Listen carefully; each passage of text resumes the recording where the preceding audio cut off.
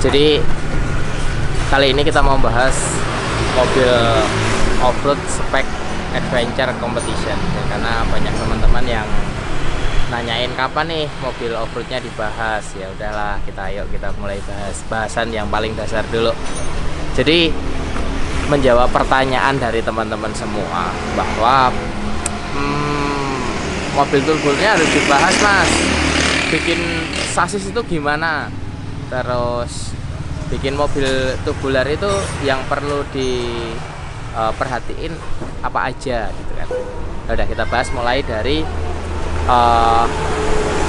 unsur apa sih yang paling utama atau grand plan-nya apa sih untuk bikin satu mobil balap adventure competition. Jadi itu bahasanya. Jadi sebelum kita mau bikin sasis, sebelum kita mau tentuin dimensinya sasis dan bentuknya sasis seperti apa, kita harus pertimbangkan atau kita harus hitung dulu rencana kita mau bagaimana nih mobil. Yang pertama, kelasnya apa dulu? Mau kelas 1000 cc, 2000 cc, 4500 cc maksimal atau FFA gitu kan. Yang kedua, setelah itu mesinnya apa. Terus menentukan setelah itu menentukan mesin itu powernya berapa sih, terus bannya ukurannya berapa, wheelbase-nya berapa, center of gravity-nya yang paling bagus di mana, geometri suspensinya seperti apa, baru bikin sasis kan gitu. Jadi gini, aku cerita yang aku lakukan, yang kita lakukan. Kita bikin mobil ini sudah lebih dari 50 mobil. Ada beberapa hal yang bisa kita ceritain, yang baik bisa dipakai, yang jelek nanti kita bahas bareng-bareng biar kita juga dapat masukan bagus. Jadi yang kita lakukan sebelum bikin pipa tubular ini adalah, contoh nih kasusnya adalah mobil FFA. Mobil ini mobilku, mesinnya V8 LS3 575 HP, belinya di Tronki sekitar 600 Newton gitu torsinya. Terus mau tak pakai untuk balap adventure competition di Indonesia dengan track yang ada. Tracknya sekarang seperti itu kan, lebih speed, lebih tanjakannya lebih terjal, lalu speednya lebih tinggi, miring-miringnya lebih tinggi, dan akselerasi stop and go-nya lebih banyak dibanding yang dulu. Jadi perubahan track sekarang itu seperti itu.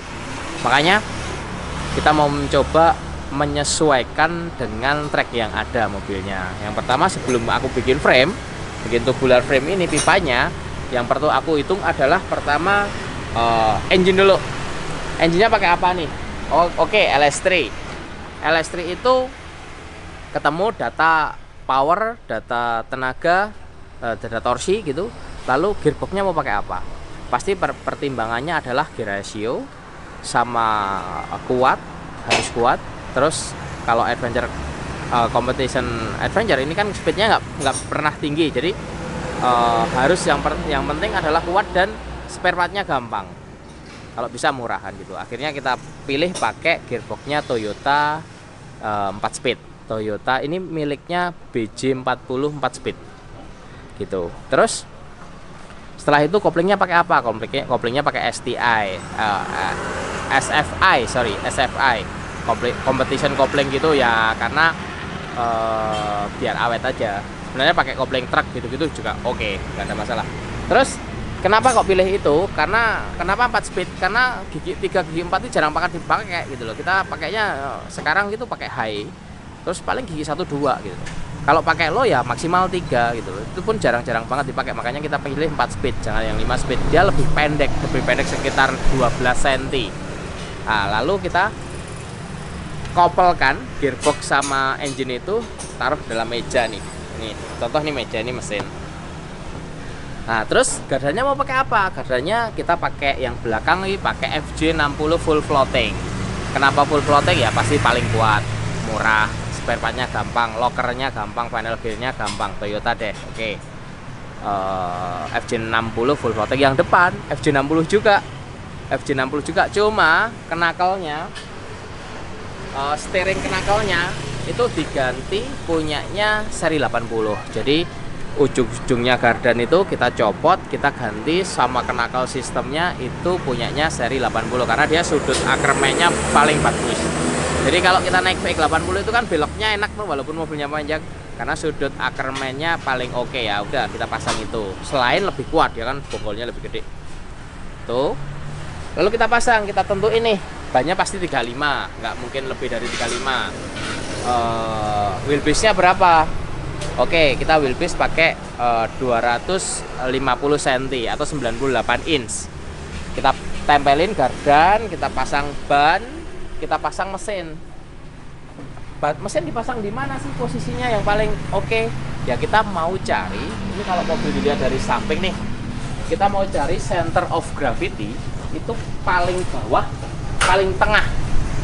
Kenapa kok paling bawah, paling tengah? Karena kita setting suspensi dan kebutuhan balapnya seperti itu. Kita hampir seperti kalau motor itu trial game. Jadi kita butuh bener-bener bobot itu bener-bener di tengah gitu loh. Kalau bisa seperti itu dan sebawah mungkin.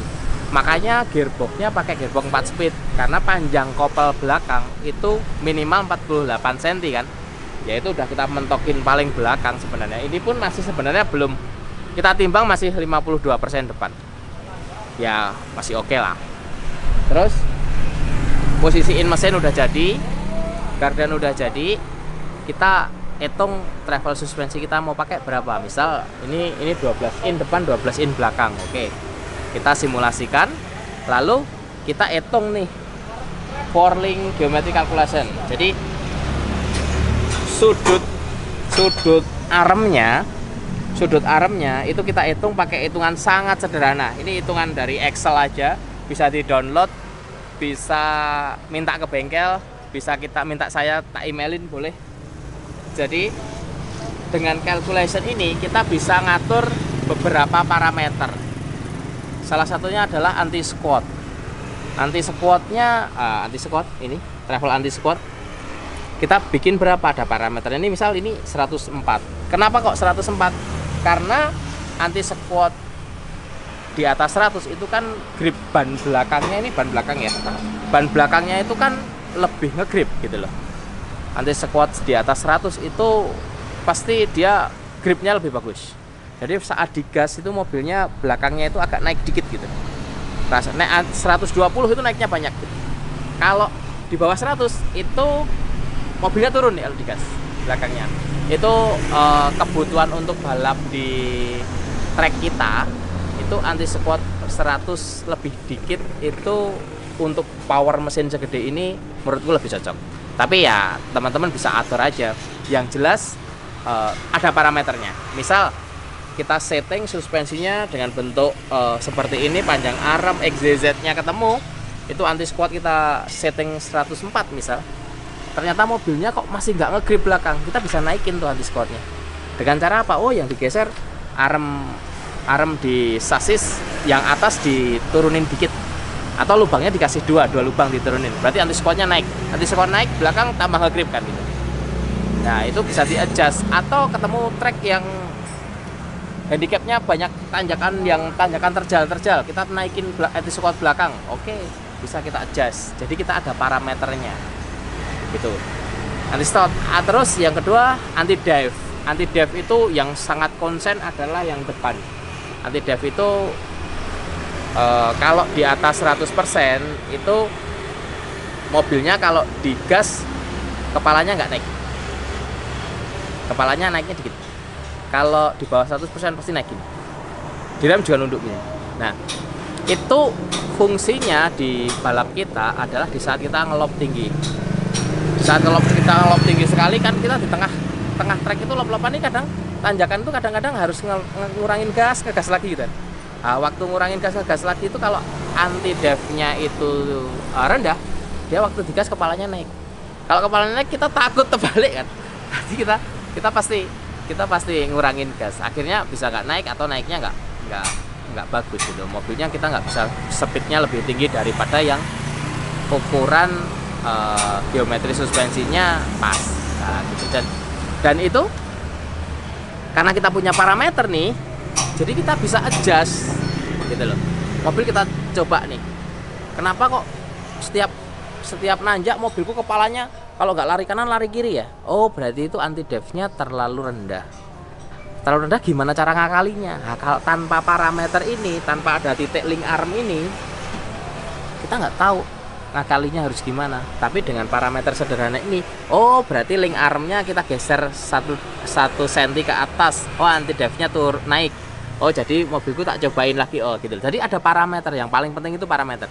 Kalau nilainya itu ya tergantung settingan masing-masing. Satu parameter ketiga yang sederhana dan penting itu adalah travel roll axis. Travel roll axis itu kebutuhannya adalah untuk gimana karakter mobil itu saat belok. Gampangannya gitulah. Bahasa gampangnya itu gimana kalau belok. Jadi kalau travel roll axisnya itu 1 derajat gitu, ya mobilnya lebih enak belok. Karena misal mobilnya belok ke kiri, kan mobilnya miring ke kanan tuh. Dia miring ke kanan, gardan bagian yang dalam itu lebih menyempit, wheelbase-nya lebih pendek, otomatis mobilnya lebih gampang belok.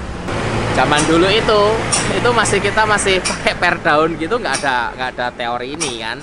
Jadi selama wheelbase-nya pendek, casternya dimundurin, jadi mobilnya gampang belok. Sebenarnya nggak gitu.